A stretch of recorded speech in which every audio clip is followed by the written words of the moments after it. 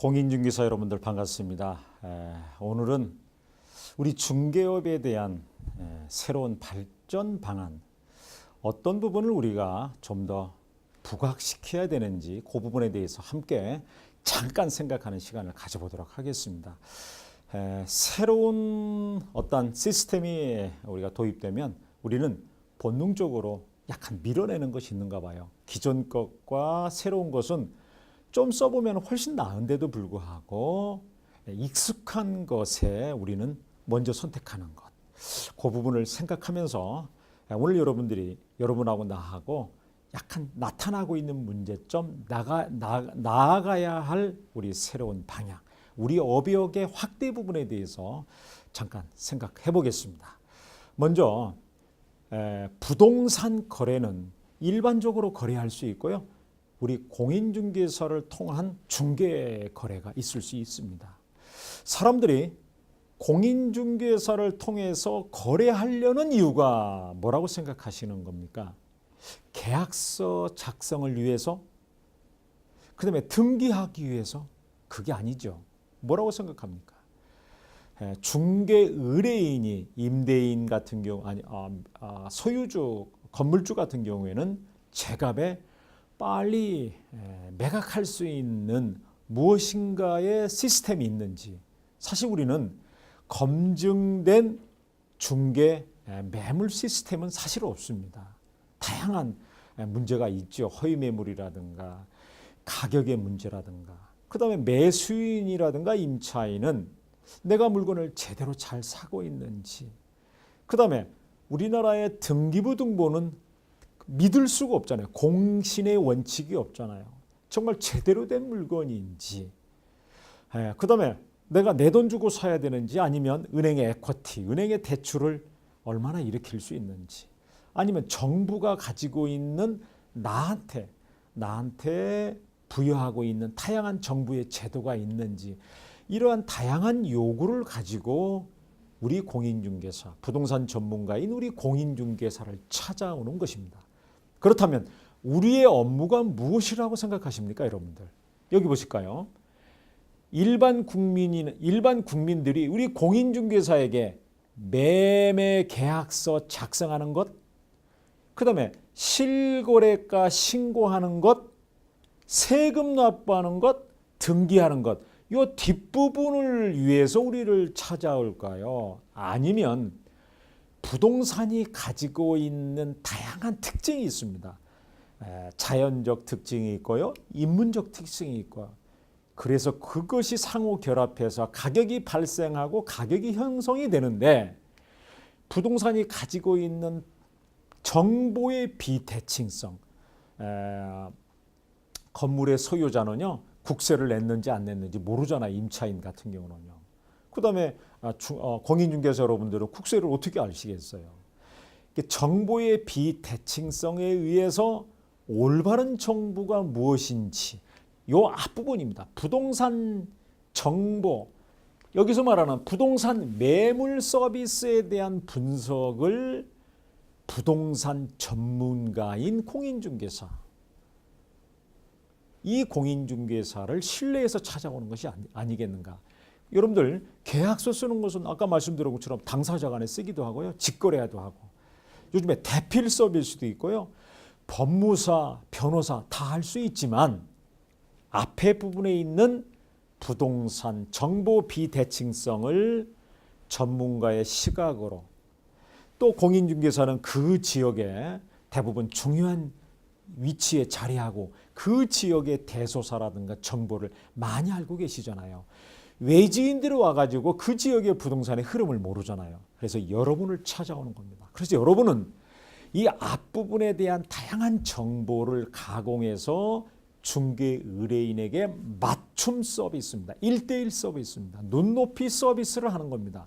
그런데 지금까지 우리들은 이 뒷부분 매매계약, 이 매매계약은 여러분들 그 중개 대상 목적물의 확인 설명서잖아요. 이거 잘못해서 행정벌 많이 받고요, 과태료 벌금 많이 내고, 그 다음에 부동산 실거래 신고 서비스 2개월 이내에 마무리해야 되는데 다운업, 그 다음에 계약, 신고, 지연, 이런 것들이 70억, 80억, 100억씩 됩니다. 여러분들. 놀라운 겁니다. 수수료 몇 푼 받는데. 이런 뒷부분에 의해서 공인중개사님들이 의무로 양으로 많은 행정 서비스, 그 다음에 보이지 않는 재산상의 손실, 이러한 것들이 많이 있습니다. 또 심지어는요, 1년에 공인중개사가 17,000에서 18,000개가 만들어졌다가 없어졌다고 합니다. 그러니까 중개 의뢰인들은요, 내 계약서 썼는데 여러분들 때에 따라서는 계약서라든가 확인설명서를 1년에서부터 5년까지 보관할 의무가 있잖아요. 근데 중간에 없어집니다. 발을 동동 굴르죠. 이와 같은 여러 가지 불편한 것 때문에 중개 의뢰인들은 우리를 불신하면서 우리의 서비스를 받지 않으려고 그러잖아요. 뭔가 대안을 요구하기 때문에 다른 전문 자격자가 우리 업역으로 자꾸 들어오는 것이 아니겠는가. 그래서 정부가 우리 공인중개사들의 경제적, 시간적, 재산적 손해를 어떻게 막아줄 건가, 어떤 시스템을 만들어줄 건가가 전자계약 시스템이라는 것입니다. 이 전자계약 시스템을 쓰면요, 여러분 어쩐 줄 알아요? 확정일자 필요 없습니다. 중개 의뢰인들이 깜짝 놀랄 일이에요. 확정일자가 필요 없습니다. 그 다음에 전입신고도 마찬가지고요. 그 다음에 여러분들이 대부분 상당히 행정벌을 당하고 그 다음에 문제시되고 있는 여러분들 중개대상 목적물 확인 설명 서비스하는 거 제대로 잘 썼는지 안 썼는지 전자계약서를 쓰면요, 기존에 있는 공적 정보가 불러 들어오는 것이 많이 있습니다. 계약서도 마찬가지고요. 여러분들 계약서 쓰는 거 있잖아요. 중개 완성 때 쓰는 계약서, 이거를 전자로 쓰는 겁니다. 실거래가 신고할 때도 여러분들 실거래가 신고 시스템에 접속을 해야 되잖아요. 여러분들이 국토부가 마련한 시스템에 접속해가지고 전자계약 시스템에 접촉만 하면은 여러분들 확정일자, 전입신고는 물론이요, 거래 신고할 필요가 없습니다. 그 다음에 문서 보관할 필요가 없습니다. 이와 같은 여러분들의 업무를 도와주고, 그 다음에 중개 의뢰인에게는 확정일자는 물론이요, 또 뭐가 있냐면 매수하는데 은행에서 대출 이자를 좀 저감도 해주기도 하고요. 서류를 더 이상 만들 필요가 없습니다. 이 전자계약 시스템에서 만들었던 서류가 넘어가는 것입니다. 그 다음에 전자등기하고 연계되면요, 전자등기도 일반 등기에 비해서 할인도 해주고요. 그 다음에 뭐가 있냐면 등기에 대한 공신력이 없기 때문에 여러분들 권원보험이 연결되면요, 중개사구에서 나타나고 있는 여러분들 공인중개사 여러분들의 책임 문제, 그 다음에 매수인들이 왜 중고주택하고 신규주택 시장이 양극화가 되는 줄 아세요? 기존 중고주택은요, 등기부에 공신력이 없기 때문에 잘 안 하려고 합니다. 위험하니까. 재산이, 국민이 가지고 있는 재산의 약 70%가 부동산에 있다고 그러잖아요. 그런데 계약서 하나 잘못 쓴다든가 거래에 문제가 있을 때 재산이 날아가잖아요. 가계부채가 증가되고. 그래서 신규 주택은 깨끗하잖아요. 왜? 시공사가 분양을 하니까. 이와 같이 중고주택과 신규주택의 양극화 현상도 중개 매물에 대한 불신 문제, 그 다음에 거래에 대한 문제, 등기 공신력에 대한 문제입니다. 이러한 것들을 해결하긴 첫 단추가, 등기 원인 증서를 완벽하게 만드는 첫 단추가 전자계약 시스템이라는 겁니다. 전자계약. 이 전자계약 시스템을 통해서 여러분들은 여기에 행정적, 시간적, 경제적인 것을 조금 덜 하고 우리 공인중개사, 부동산 전문가가 할 수 있는 중개 의뢰인의 다양성에 맞춤 서비스, 정보를 분석하고 물건을 셀렉트하고 그 다음에 세금 관련 이 다양한 것들을 조사해서 해당 물건을 만들어서 의뢰인에게 드리는 겁니다. 근데 이거를 계약서를 안 쓰고 있습니다. 법에서 22조, 23조, 공인중개사법 22조, 23조에서는요, 일반 중개계약과 전속 중개계약이 있습니다. 이것도 없이 여러분들이 죽으라고 고생하는 겁니다. 제가 명지대학교 부동산대학원에서 공인중개사 실무교육을 한 4년 했죠. 한 4, 5천 명. 그리고 전국대학교 부동산교육협의회에서 한 10,000명 정도 공인중개사가 들어왔는데요. 그분들 중에서 한 1, 2년 하다 보면요, 가지고 있는 물건이 한 200건이랍니다. 200건. 그런데 중개 의뢰 계약서를 썼는가라고 물어보면 안 썼다는 겁니다. 200건에 5만 원씩 받아보세요. 여러분 얼마인지. 우리 공인중개사하고 비슷한 감정평가서는요. 여러분들 착수금, 업무 착수금을 받지 않으면 현장 나가지도 않습니다.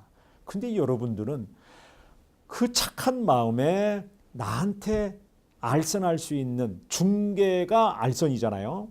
알선할 수 있는 기회가 혹시나 올까 말만 하면 그분에게 수많은 서비스를 제공하고 옆집으로 가버리고 뒷집으로 가고 직거래 해버리고 얼마나 우리가 마음의 상처를 많이 받습니까? 그래서 정부가 여러분들의 업무의 집중, 그다음 업무의 새로운 업역 확대 부분을 만들어주기 위해서 뒤에 있는 매매 계약과 부동산 실거래 서비스를 한 방에 원스톱으로 해결할 수 있는 전자계약 시스템을 도입했다는 것입니다.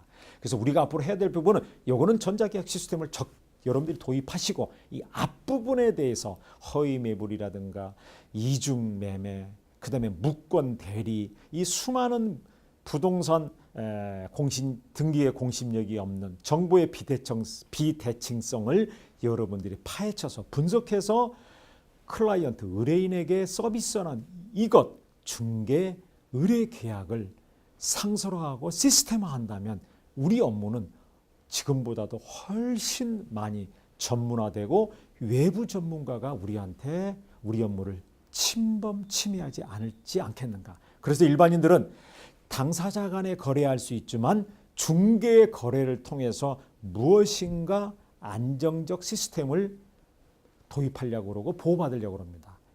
이건 중고 주택 거래와 신규 주택 거래가 다르다는 것, 양극화 현상에서도 알 수 있는 것입니다.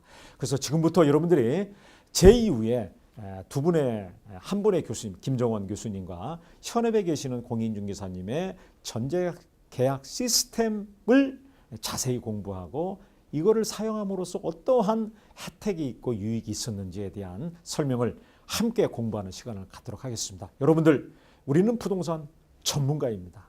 일반 국민들이 우리에게 중개 거래, 부동산 거래를 맡기는 이유는 계약서 단순히 쓰라는 것이 아닙니다. 중개 의뢰인의 재무적 상태, 경제적 상태, 사회적 상태, 심리적 상태를 분석해서 정보의 비대칭성을 분석해서 정확하고 맞춤 서비스를 원하기 때문에 우리에게 중개보수를 기꺼이 지급하려고 하는 것이 아닌지 모르겠습니다. 여러분들 좋은 시간 되길 바랍니다. 감사합니다.